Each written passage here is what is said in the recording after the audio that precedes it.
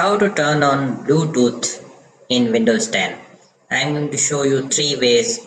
You can choose any one out of them. The simplest way to turn on or switch on the Bluetooth on your Windows 10 is go to your Action Center and click the Bluetooth setting. You can switch it on from here and you can switch it off from here. So this is the shortcut. The method 2, click the start, go to your settings, click devices, and from here you can switch on the Bluetooth.